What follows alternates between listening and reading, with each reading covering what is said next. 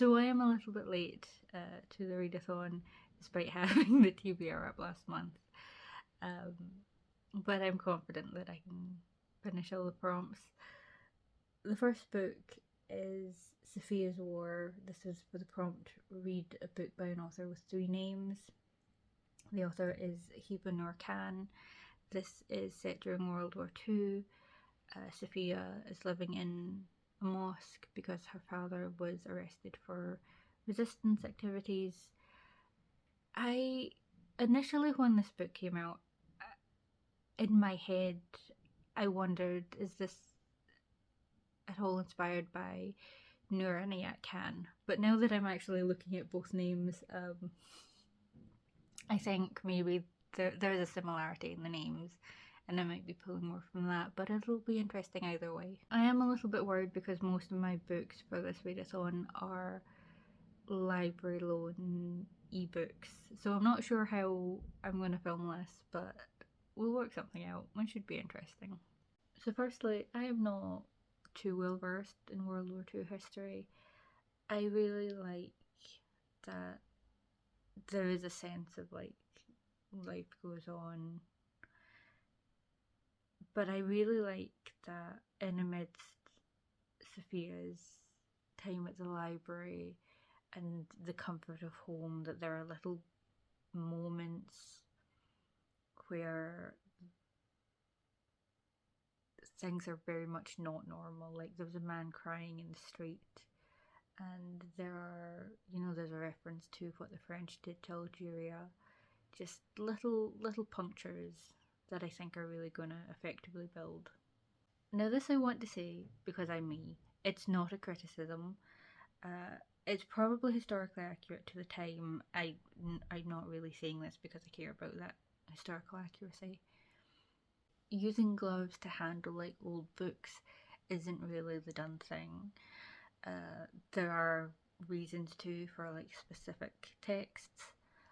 This is also not really done for textile history either.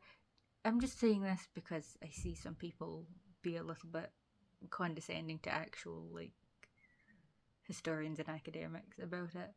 Like watching people do that in a film is not does not give you insight to actual, process. The human sense of touch is actually really quite good. And that's dulled when you put gloves on, so that's why. I'm not going to say the name, and that's not because I'm like afraid of mispronouncing it. It's that Hiba Noor Khan called this person this name, but Wikipedia has a few other names, and I don't know which is appropriate. That is the historical figure that this book is based on, though. Okay, a little bit of a frustrating update. We had a little glitch with the library. It said I had to re-verify my account and my card, and so I lost access to it for like a full day. And then one was like, oh, okay, I'm going to get up specifically early enough, because chronic fatigue, to re-verify it. It was back, it was fine, but several loans had run out, and I'm very mad about it. So I started another book on my TBR, The Elephant Girl. I love elephants, I love them so much. And I think this is actually a really good book. I think, because there's something about the narrator that just doesn't work for me, unfortunately. Something in... Oops. Okay, sorry about that. I think there's a kind of quiet sadness about Jama that I really like, but it is kind of hard for me to engage with that because of the narrator. And I don't know if this is just a cultural thing, because I know that there are groups who communicate more with like expressions rather than like vocalizations, but it's just, I don't know, there's just something, I guess, maybe chipper isn't the right word, but there's something about it that's just not easy to engage with in that way. Oh, also this arrived today, not for this readathon, but it is kind of same area of subject.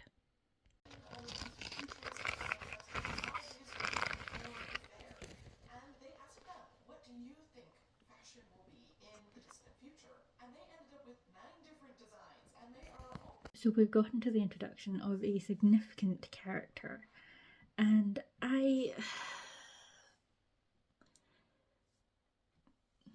he's a boy, so of course it is Jama lamenting, you know, her priorities and the fact that all of the other girls just want to talk about boys and they're shallow, and it's like, yeah, it sucks that none of the other girls invited you. Have you hurt yourself though? Like, I don't really know what to think. We are coming to the end now, and I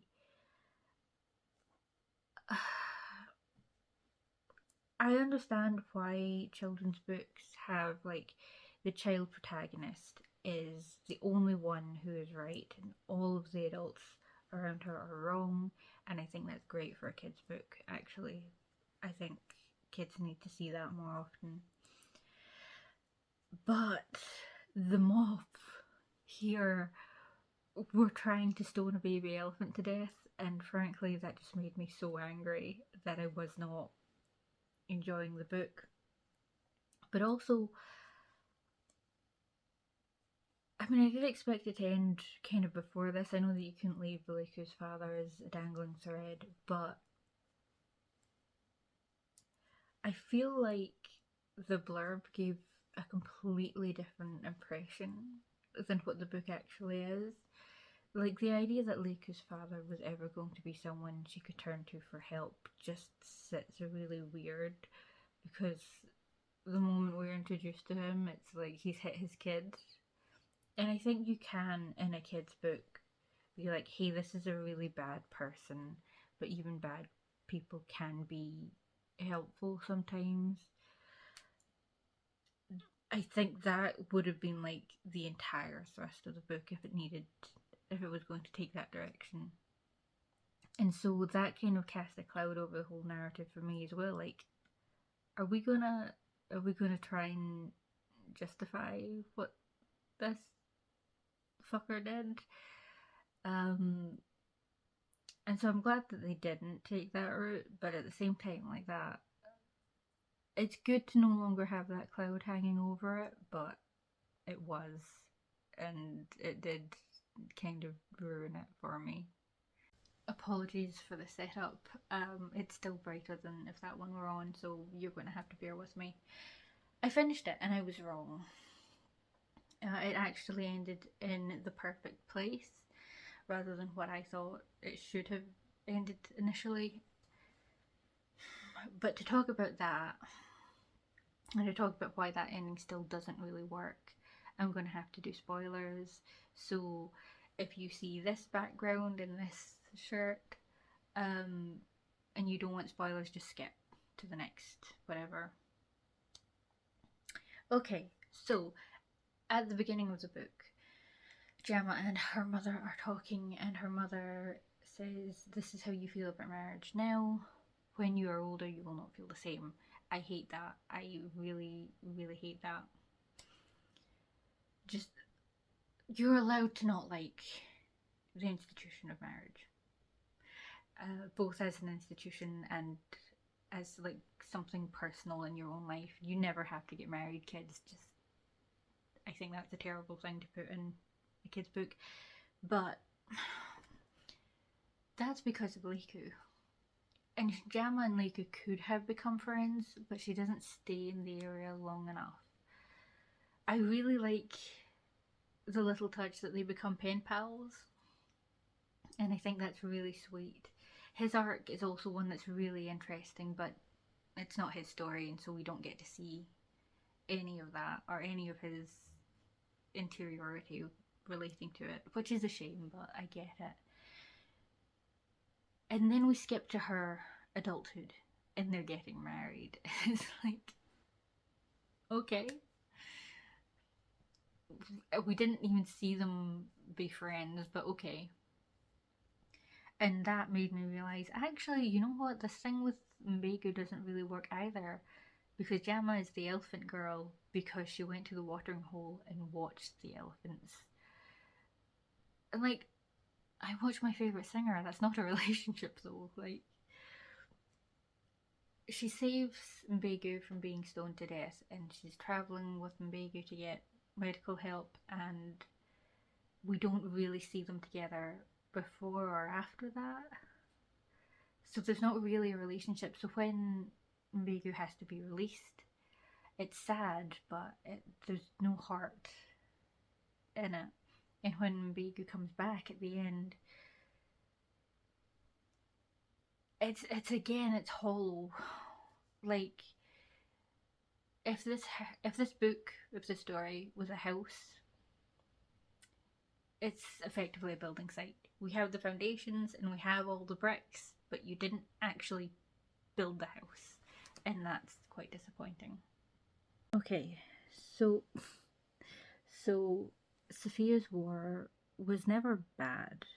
It was never, you know, I am enjoying it more now that the war has arrived in Paris, because there is that tension here. There's also a lot more hope. I'd say paradoxically, but I think it could only come with the war, because now you're seeing people respond to it in a more immediate way, whereas before there was just that kind of low-lying tension of something isn't right. And the scene where Sophia goes to Monsieur Cassan's house is the most real and impactful and heartbreaking moment in the entire book so far. Just all the little pieces of work to set up their friendship and his decades of work is just the moment that you see that piece of paper lying in the street. Like, you know what's going to happen, and it builds up incredibly excellently well. I think I finished the book yesterday, and it is excellent. I feel kind of terrible for giving it 4 stars and not 5, but there were little bits that annoyed me. The relevance of some characters. I think it would have been fine if we didn't go like 50 pages without mentioning them in any capacity.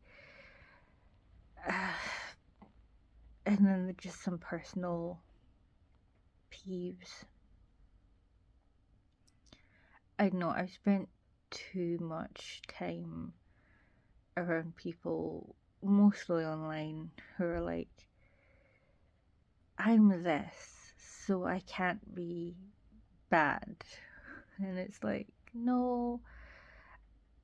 And it's complicated, because I fully understand why people then and why people now say the things they do, but it's very much a case of dehumanization is the weapon of the enemy, and there is no good that can come of using it. You know? So I thought I would close out with Hero Trial, which is the first in the Dungeon Runners series.